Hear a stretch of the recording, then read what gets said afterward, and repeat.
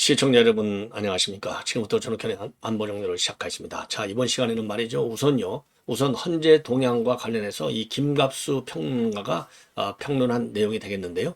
아주 재밌게 아주 쉽게 잘 그 현재 상황을 분석을 해놨습니다. 자, 그래서 이 내용을 말씀드리도록 하겠고, 그리고 우원식에 대한 우리 국민들의 분노가 아주 치닫고 있어요. 여러분들 잘 아시다시피. 자, 그래서 우원식을 갖다가 제명해야 된다. 우원식은 내란 수괴다. 예, 그래서 내란 수괴와 제명에 관한 청원이 지금 불이 나 있습니다. 그래서 요 내용도 여러분께 자세하게 전해드리도록 하겠습니다. 그리고 나경원 의원이 말이죠. 예, 야당의 줄탄핵과 관련해서는 통진당보다도 더 위험한 체제 전복 시도다. 이러한 글을 올렸습니다. 예, 상당히 노련한 글이라고 좀 보여지고요. 그 다음에 지금 해외 동포들이 긴급 성명을 통해서 민당은 해산해야 된다. 그리고 이재명에게 무죄를 선고한 3명의 이 판사들, 요 판사들은 갖다가 그야말로 이게 극악한 범죄다, 심판해야 된다. 이런 취지의 성명을 내놓고 있습니다. 자, 이런 내용을 갖다가 쭉 이제 하나씩 말씀을 드리겠는데, 우선요, 우원식과 관련해서는 내관 수사 혐의가 아니냐. 그러니 이런 인간은 바로 제명시켜야 되겠다. 자, 그런 청원을 냈습니다. 그래서 이 청원 내용을 보면은요, 국회의장은 입법부의 일원이다. 하지만 입법부가 단독으로 중국의 외교 활동을 간 것은 행정부의 고유 권한을 유린한 것이고, 이것은 행정부 월권을 통해서 입법부가 헌법과 국가 시스템을 무력화한 것이다. 또한 지금 대한민국에는 사상 줄탄핵의 사태로 대통령마저 구속된 상태이지만 대통령 권한 대행의 대행인 최상목 부총리가 엄연히 존재한다. 그런데 입법부가 아무런 의논 없이 독자적으로 외교 활동을 한 것은 사실상 정부 무력화 시도라고 볼 수 있다. 왜 여기 최상목이를 얘기했냐면요. 요 청원이 이제 올라온 게 지난 2월 28일 날 올라왔어요. 2월 28일 올라와서 3월 30일 마감이 됐는데 5만 9천 명이니까 국회 차원의 공식적인 답변이 필요한 상황입니다. 그래서 최상목 얘기가 여기서 나오는 것이고, 그리고 대한민국은 명백한 대통령제 국가다. 그런데 어디서 국회의장이 정부를 대신하여 외교를 하느냐. 이것은 내각제 국가에서나 가능한 일이다. 이러한 3가지 이유로 우원식은 내란 수괴 혐의가 있음이 분명하고 우원식을 당장 제명해야 한다. 이런 청원이 올라와 있습니다. 그리고 또 하나는요. 지금 이제 대한민국 이제 국회법 이 우원식이가 그 우원식이라고 하는 그 이제 의원직을 제명해야 된다. 예, 제명해야 된다. 2가지인데요. 하나는 국회법 위반 의혹이 있다. 다른 하나는 의결 종족수의 판단에 논란을 야기했다. 이 2가지예요. 국회법 위반과 관련해서는 우원식 국회의장이 한독수 권한대행의 탄핵 소추안을 국회 법사위에 회부하지 않고 곧바로 국회 본회의에 넘겨서 표결에 붙인 것은 국회법 절차를 위법했다. 따라서 국민이 많은 분노를 하고 있다는 것이고요. 의결 종족수 판단과 관련해서는 한독수 그 권한대행 의결수를 갖다가 제적의원 과반수인 151명으로 판단한 것은 이거는 위법이다. 그래서 요거에 대해서도 우리 국민들이 분노한다. 요것도요. 2월 18일 날 올라와서 3월 20일까지 했는데 5만 1,000명이 답변했습니다. 그래서 요 문제에 관해서 이제는 공식적으로 국회 차원의 입장 표명이 불가피한 이런 상황이 되는 겁니다. 자, 그리고요, 이번에는 이제 김갑수 평론가인데, 이분은 지금 유튜브도 하고 있고 그래요. 예, 그래서 이분이 쓴 지금 헌재의 상황. 자, 헌재와 그리고 전국 예측. 예, 윤석열 대통령이 4월에 선거가 나오면 살아나오고, 이재명은 6월에 판결이 나오면 죽는다. 이거 그랬어요.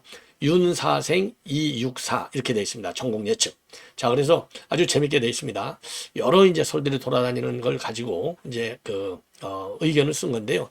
예, 그러니까 일종의 이제 돌아다니는 많은 루머들, 찌라시들을 보면은 모두가 뇌피셜이거나 희망사항이라고 보는데 진리에 가까운 명제일수록 단순하다.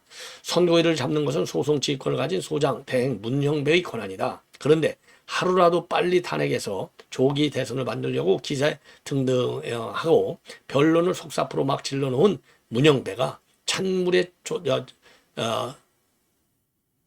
번데기처럼 쪼라든 것은 찬물에 번데기처럼 쪼라든 것은 인용이 불가능하기 때문이지 달리 분석할 여지가 없다. 그러면서 김갑수 평론가는요. 재판관 8명 중에 외부 형사와 상관없이 인용 판결 사람은 딱 3명이다.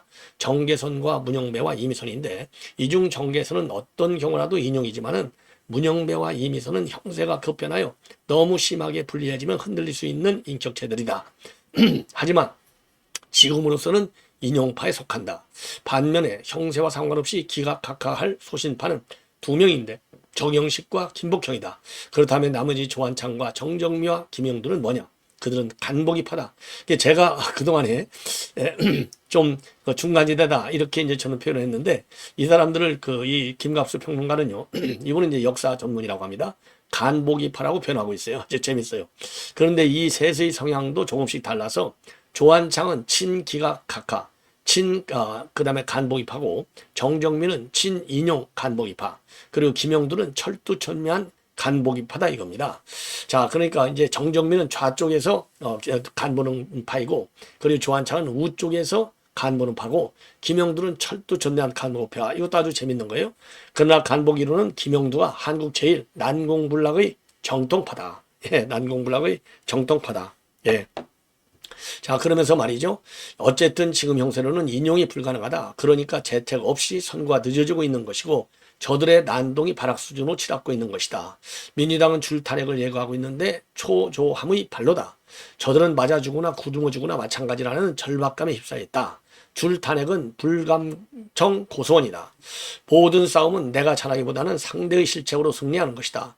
계엄 초기 한동훈의 말대로 한동훈 일당의 뻘짓과 국힘 지도부의 좌구우면은 이 편의 실책이었다. 반면 대통령 체포 구속은 저편의 대실책이었다. 좌파들의 한덕수까지 탄핵한 것도 저편의 실책, 즉 좌파들의 실책이었다. 이런 상황에 줄탄핵을 한다면 저편의 끝내기 실책이 될 것이다. 만약 문영배와 이미선이 선고하지 않고 도주한다면 그건 역시 불감청 고소원이다. 기다리기가 조금 죄송합니다.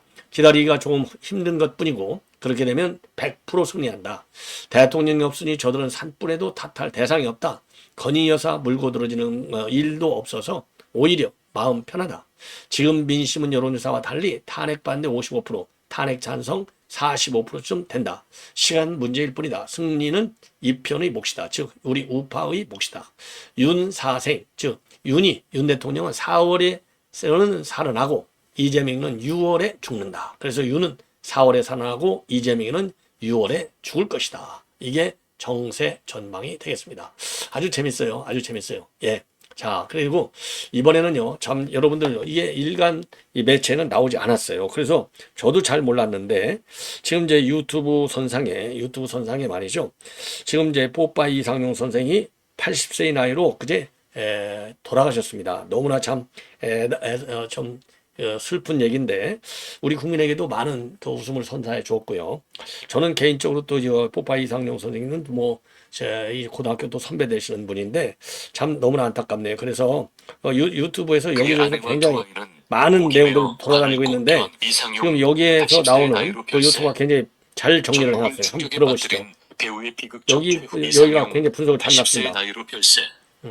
전국을 충격에 빠뜨린 배우의 비극적 최후. 어떻게 이루어졌을까? 이 영상에서 알아보세요. 장례식 내내 애도의 분위기가 감돌았다. 그의 아내와 두 아이는 목이 메어 관을 꼭 껴안고 몹시 울었습니다. 여보, 왜 나와 우리 아이를 두고 가셨어요? 아내의 탄식에 그 자리에 있던 모든 사람은 눈물을 참을 수 없었습니다. 수백만 명의 사람들에게 기쁨과 웃음을 가져다준 이상용 선생이 80세의 나이로 세상을 떠났습니다. 그는 한때 여러 세대에 걸쳐 건강의 상징이자 정신적 격려의 원천으로 알려졌습니다. 하지만 잔인한 운명이 예상치 못한 방식으로 그의 삶을 앗아갔습니다. 그날 저녁 모든 일은 평소처럼 진행되었습니다. 이상용 씨와 그의 아내는 시골의 한적한 집에서 저녁 식사를 하고 있다. 그 식사는 간단했지만 따뜻했고 이것이 그의 마지막 식사가 될 줄은 아무도 예상하지 못했습니다. 그런데 갑자기 이상용 씨가 식사 도중에 가슴에 손을 얹더니 얼굴이 일그러졌다. 그는 한마디도 하기 전에 의자에 주저앉았다. 당황한 아내는 소리쳤다. 여보, 뭐가 문제야? 일어나. 하지만 그는 더 이상 응답하지 않았습니다. 그녀는 눈물을 흘리며 119에 전화했고 손은 움직이지 않는 남편의 몸을 계속 떨었습니다. 구급차가 도착했을 당시 이상용 씨는 완전히 의식을 잃은 상태였다.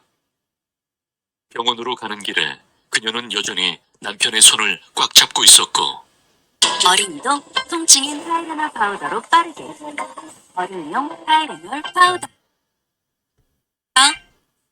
그녀의 뺨에는 눈물이 흘러내렸습니다. 나를 떠나지 마. 일어나야 해. 우리 아이가 아직 집에 와서 널 보지도 않았어. 하지만 운명은 그런 간청을 들어주지 않았습니다. 병원에서는 의사들이 즉시 적극적인 소생 조치를 취했습니다. 하지만 그가 최선을 다했음에도 불구하고 그의 상태는 빠르게 악화되었습니다. 오후 9시 40분, 의사는 슬프게 고개를 숙이고 우리는 최선을 다했지만 그는 살아남지 못했습니다. 소년에서 강한 남자로 변신한 것이다. 힘든 훈련 덕분에 그의 몸은 점점 강해졌고 몸매도 탄탄해졌습니다. 그는 군에서 제대한 후 방송에서 일하기로 결심했고 금세 전설적인 아나운서가 되었습니다. 이상용은 1980년대 모이자 노래하자라는 프로그램을 통해 유명해졌습니다. 그는 강력한 목소리, 매력적인 진행 스타일, 활기찬 성격으로 빠르게 수백만 명의 시청자를 사로잡았습니다. 하지만 그를 더욱 사랑하게 만드는 것은 그의 재능뿐만 아니라 그의 친절한 마음씨입니다. 그는 항상 도움이 필요한 사람들을 도울 준비가 되어 있습니다. 그에 대한 가장 유명한 이야기 중 하나는 당시 돈이 별로 없었음에도 불구하고 선천적 심장병을 앓고 있는 소년을 돕기로 결심했다는 것입니다. 수술 비용은 1,800만 원이었고 그의 월급은 회당 16만 원에 불과했다. 하지만 그는 주저하지 않았습니다. 그는 돈을 빌려 친구들에게 도움을 요청해서 소년의 수술 비용을 전부 충당했습니다. 그의 도움 덕분에 그 소년은 구해졌습니다.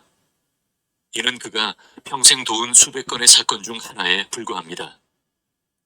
이상용 씨는 많은 사람을 도움 바 있지만 1990년대에 그의 인생에서 가장 큰 변화를 경험하게 됩니다.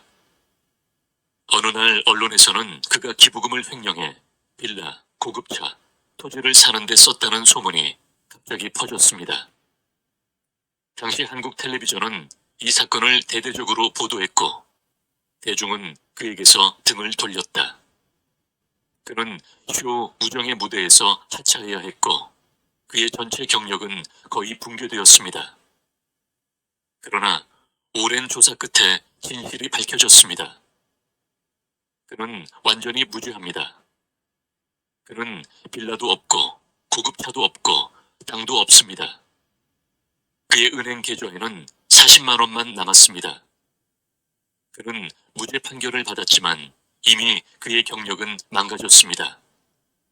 더 이상 누구도 그의 불의에 신경 쓰지 않고 모두가 이전의 소문만 기억할 뿐입니다. 이상용은 대중의 외면 속에 생애의 마지막을 조용히 보냈다. 그는 여전히 몇몇 소규모 쇼에 출연하고 있지만 예전처럼 전설적인 인물은 더 이상 아닙니다. 그의 몸은 노령과 질병으로 인해 점차 약해졌습니다. 그는 당뇨병, 전립선 질환을 앓았고 건강이 심각하게 악화되었습니다. 특히 배신당한 충격으로 그는 깊은 상처를 입었습니다. 그는 수백 명의 아이들을 도왔지만 그가 공경에 처했을 때 아무도 그를 도와주지 않았습니다. 하지만 그는 여전히 얼굴에 미소를 지으며 기회가 있을 때마다 가난한 사람들을 도왔습니다. 최근 몇 년 동안 그의 건강이 악화되고 있었지만 아무도 그가 그렇게 갑자기 세상을 떠날 것이라고는 예상하지 못했습니다. 어떤 사람들은 이것이 그가 오랜 세월에 걸쳐 겪은 정신적 트라우마의 결과일 수 있다고 생각합니다. 그가 도운 수백 명의 아이들 중에 그를 기억하는 사람이 있을까?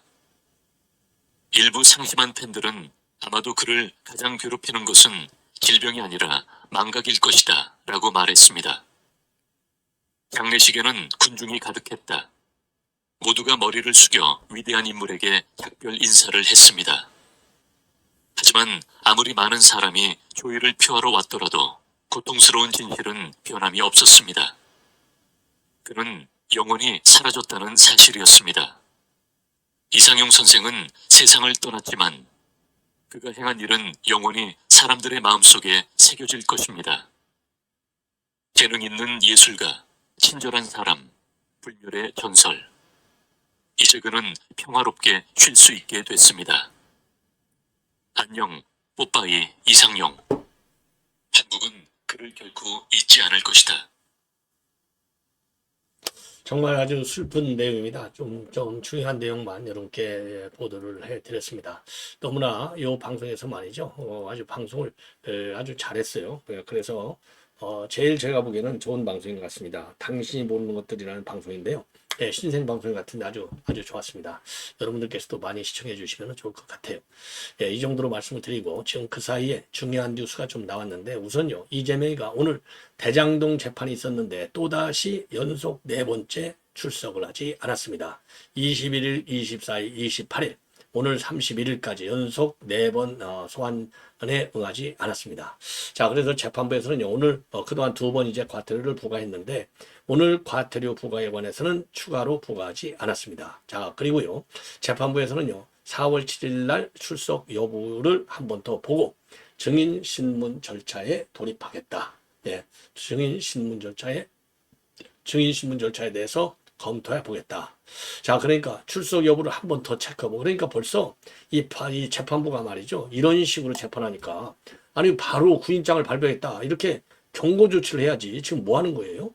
이야, 정말, 대한민국 사법부가 말이죠. 대한민국을 완전히 망가뜨리고 있어요. 정말 큰일 났다. 이런 생각이 들지 않을 수 없는 것이고, 그리고 이제 다행인 것이 지금 권성동 원내대표가 40여 개의 자진 사퇴를 촉구했습니다.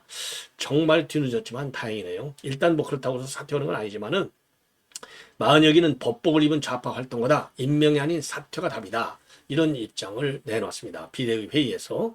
자, 그래서 40여 개는 헌법재판관 후보자 직책을 수행할 자격이 없다. 스스로 거취를 결정해야 된다. 40여 개에게 필요한 것은 임명이 아니라 사퇴다.